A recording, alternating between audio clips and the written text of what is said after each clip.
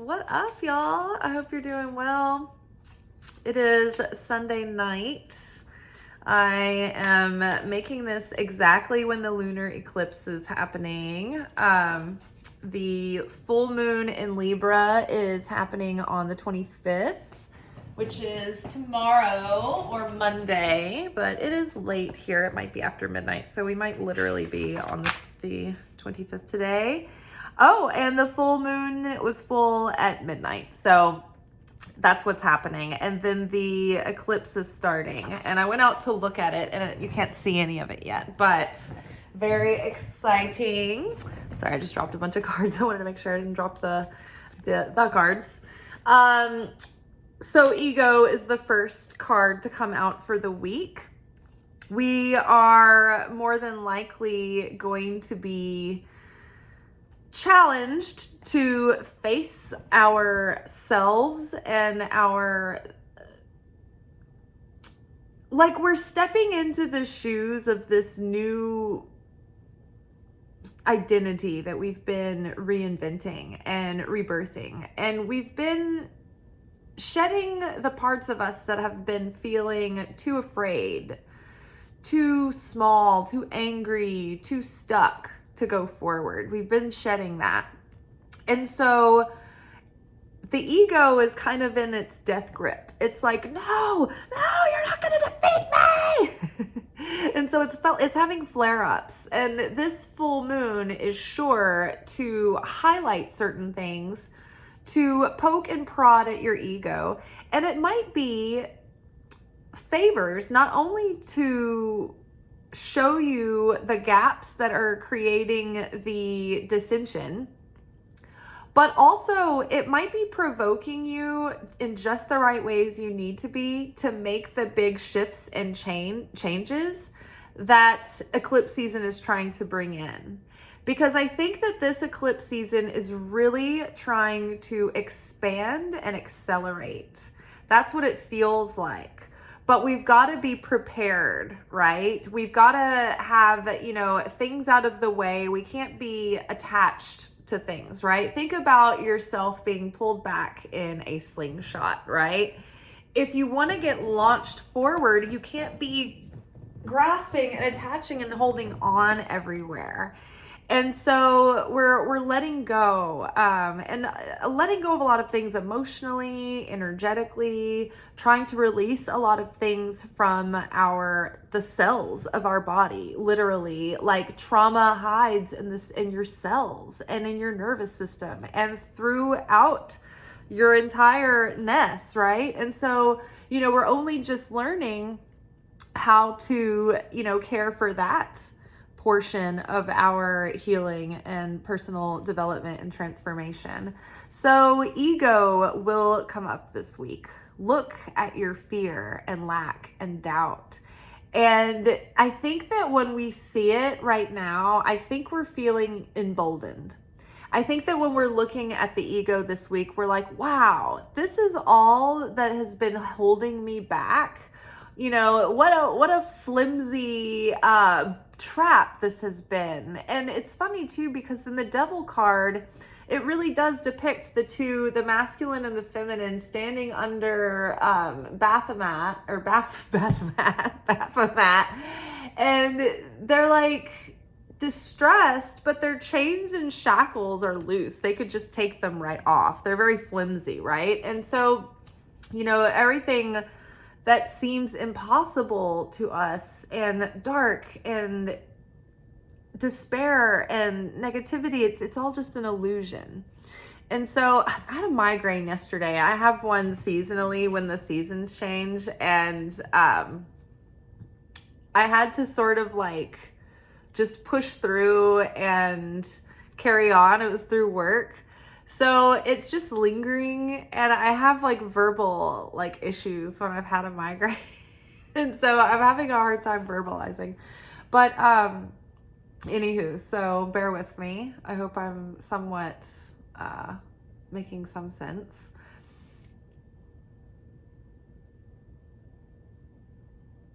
But yeah, I think that we're seeing through the ego's little games and little tricks anymore. And I think that it's not really holding us back the way it was. You know, I think that we can see this catastrophe that it's trying to present to us, and we're just like, I don't know, come what may, right? We'll see what happens. So I'm feeling excited. This is one of the first times I've ever seen the ego card come up, and I'm not like, like, I just think that we're just like, you know what, like, we can handle it. We're ready. We're strengthening our ego.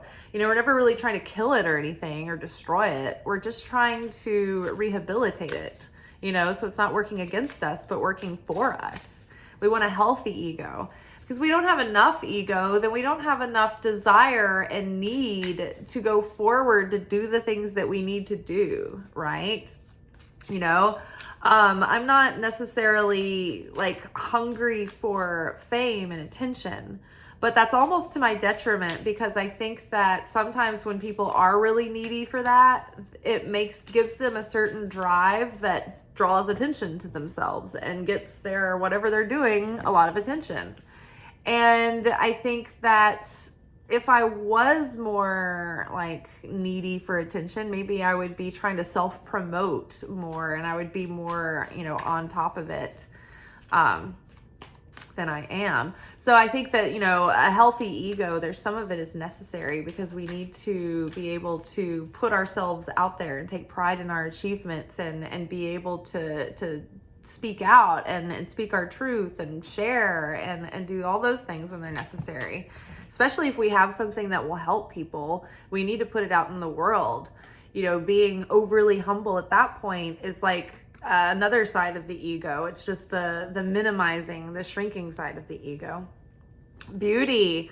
So yeah, like healing from this growth, evolution, and then beauty is blooming. Like things are becoming more beautiful. We can deeply appreciate the difficulties we've been through and the depth that that's given us.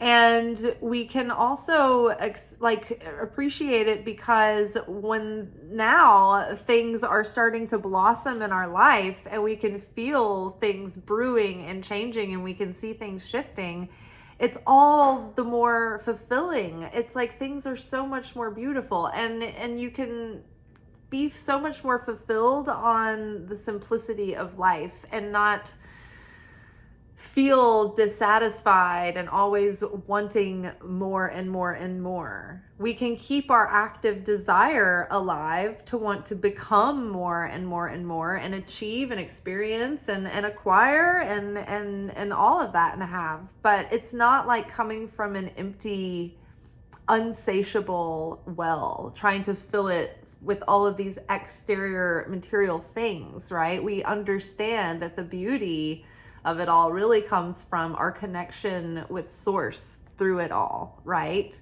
The difficult and scary experiences gave us the experience of having a scary situation where we didn't know how things were going to go, and it looked really bleak and it looked really threatening. And then the beauty of the situation was that we got to draw close to source and creator and lean on our faith, and then feel the catharsis of the wash of peace come over the self when you've had those moments of fear. And maybe you get into like a prayer practice or a meditation practice, and you're starting to become more conscious and more spiritual, and you have that direct connection with the light, with the creator, with source, and you start to feel this serenity, this protection, the shelter from the storm. It's like you can see that the threat is still there, but like that feeling of peace. It's like when you know that, you're like, wow, that's really great. So then you have that experience, and you're like, wow, if I hadn't have faced fear, I wouldn't have had the experience of having been saved, right? So you can appreciate the light by the contrast of the dark times too. And so you can appreciate the things that have come that were unpleasant, like for instance disappointment, or things not working out like you wanted, or not having something for a long time and having to wait for it. So when it finally comes and the sting of disappointment, you can actually appreciate, or one would hope that you really appreciate something when you receive it and it's going well and you can really enjoy it, right? So just having the ability to rest in the presence of the moment brings beauty to life. I realized this once really poignantly in line to vote. Brings out the best in all of us. But, those lines can get very long. Fortunately, where I live, I've never waited for more than an hour or so. I don't think that's too bad, considering you hear some places people have to wait all day.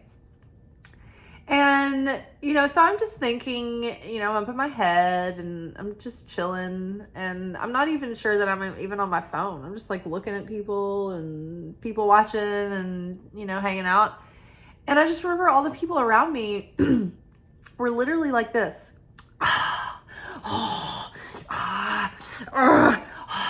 Like they were making the situation so much worse for themselves. And I just remembered thinking, like, I knew what it was like to be very frustrated and impatient. And I'd been through times of my life where I was that person who was just like, And it's not that I'm never that person, but usually it takes me being provoked like a lot to get to that position. And it's not just like, like I can accept that sometimes I'll be standing in a line and there's nothing I can do about it, and we're in it for the long haul, and you just settle in. And that acceptance, not resisting the moment, Eckhart Tolle talks about this in his book, The Power of Now, I think.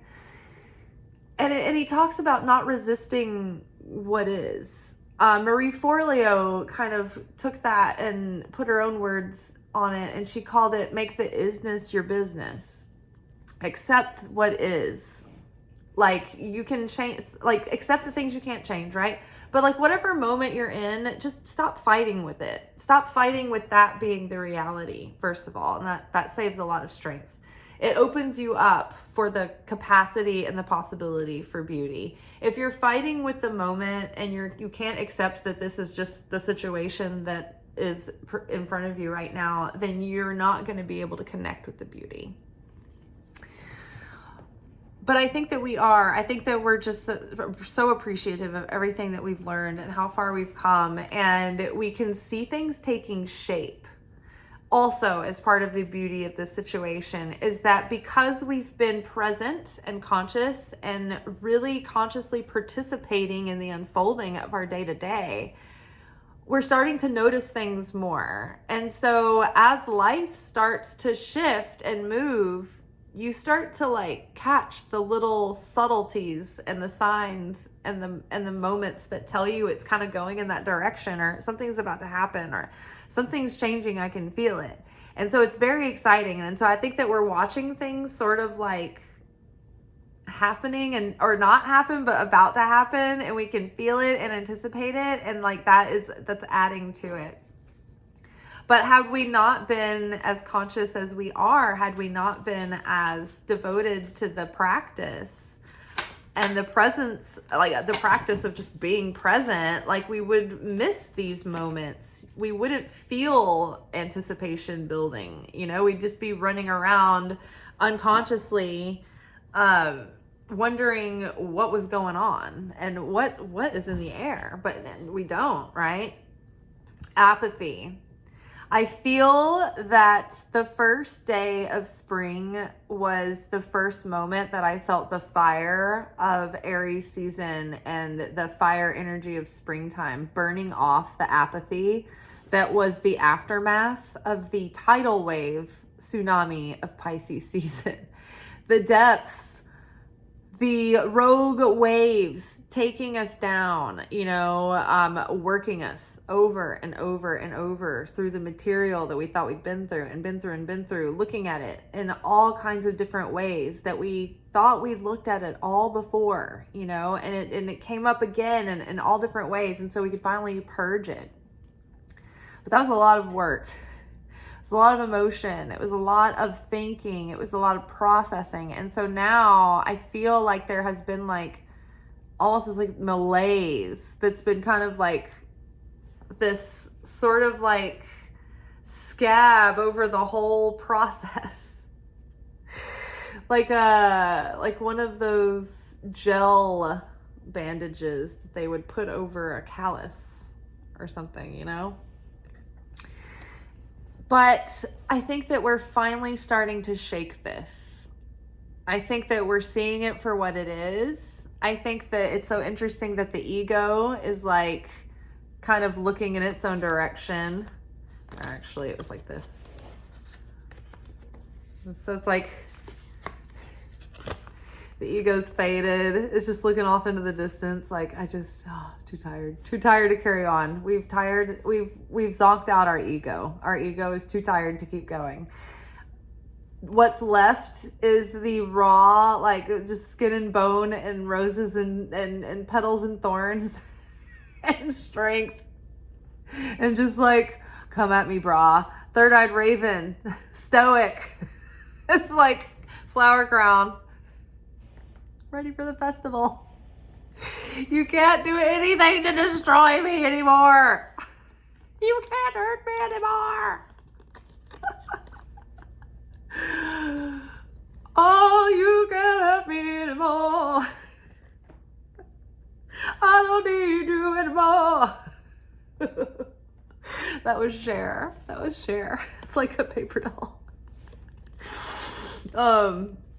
Yeah, so do you believe in life after love? Is what this reminds me of. This apathy is maybe not. I can't feel anything inside of myself. And it's starting to finally come back a little bit. So yeah, hang on. Do you believe in life after love? Yes, it's coming. Things are changing. Beauty is blooming everywhere. And this apathy, it's burning off. It's burning off with the dew. All right. One last card for the week. Let's see what we have. Oh my gosh. Rebirth. You can't make this stuff up. We have our ego that can't take another step. Fine, I surrender. It's all good. It is all good. I am in the moment. I am surrendered. I am facing what is, and I am taking life by the horns. And let's face it, by the balls too. And I am shaking off the apathy. I'm done with it. I've wallowed in it long enough. I'm feeling good. I'm feeling like I can't do that anymore either, right? Or we're there, and now we're ta-da! Ding. Ding. Ding. It's the penthouse floor. We'll be getting off here. Yeah, I'm feeling good about this week. I want that to focus. Feeling really good about this week, even though it's an eclipse. It's an eclipse in Libra. So the way that we have related to the world and to life and to other and to substances and to all the things, right? If we pretend that we're the light of the creator before there was existence was just in this endlessness of void and not nothing, but there was a void on the other side of the endlessness of nothing, and then there was the endless light, and there wasn't any form or consciousness until the consciousness condensed to the point of having a thought. And when the thought realized there was an I, then there was room for if there's an I, then who else is here? And that made way for the vessel, right? Light wanted something to share with and had nothing. So light beget vessel, so light could pour itself into vessel. So rebirth, rebirth, rebirth. We are becoming greater vessels for the light.